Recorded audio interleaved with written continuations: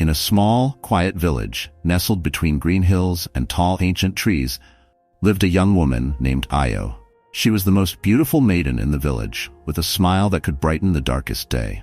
Her people loved her, for not only was she kind, but she was the daughter of the wise Chief Omari, the leader of their community.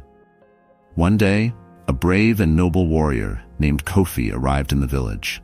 He was tall and strong, with eyes that spoke of many battles fought and won. Kofi had traveled far and wide, but when he saw Io, he knew his journey had ended. She was the one he had been searching for. Kofi approached Chief Omari with gifts fit for a chief: golden bracelets, woven baskets, and cloth as fine as the morning mist. He bowed before the chief and said, "Great Chief Omari, I have come to ask for your daughter's hand in marriage." The chief smiled, for Kofi was a man of honor.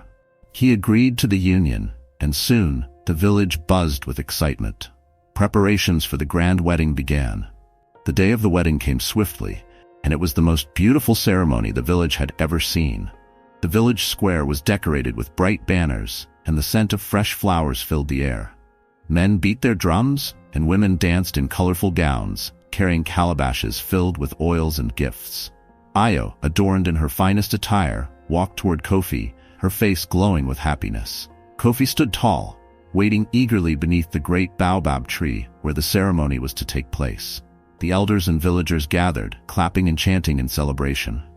But just as they were about to exchange vows, something strange began to happen. The sky, which had been bright and clear, darkened. Io gasped in pain, clutching her chest. Her smile faded, and the drums fell silent. Her hands began to change, her skin turning scaly, her eyes glowing yellow. Io's body twisted and contorted as she fell to the ground, her form shifting.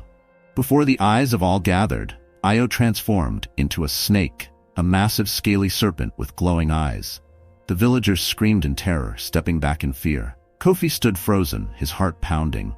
His beautiful bride was no longer the woman he thought she was. But why? How could this happen?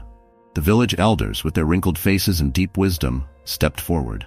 They spoke in hushed tones, revealing the truth that had been hidden for so long. Many years ago, Io's mother was not of this world. She came from the deep forest, a mystical being. Before she died, she cast a spell on her daughter to protect her. Io's true form was hidden, until today, her wedding day. Kofi's heart ached with confusion, but despite the shock, he knew one thing. He loved Io. He loved her before this curse was revealed, and he could not turn away now. The elders offered him a choice. If Kofi truly loved Io, he must stay with her, in her serpent form, for 7 days and nights. Only then could the curse be broken. "I will stay. I will not abandon her." And so, Kofi remained by Io's side. Each day he watched over her, protecting her, loving her despite her snake form. On the 7th night, as the full moon reached its highest point in the sky, a miracle occurred. Io began to change once more, but this time her scales fell away, and her radiant human form returned. The curse was lifted. Io was free, her true self restored. The village rejoiced, and Kofi, having proven his loyalty and love, took her hand once again. From that day forward, Io and Kofi lived in peace, their bond stronger than ever.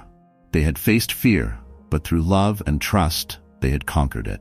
And the village, which had once known only joy, now knew the power of love, loyalty, and the magic that lies in the heart of every human being. And so, the tale of Io and Kofi lives on, a reminder that love can conquer even the darkest of curses.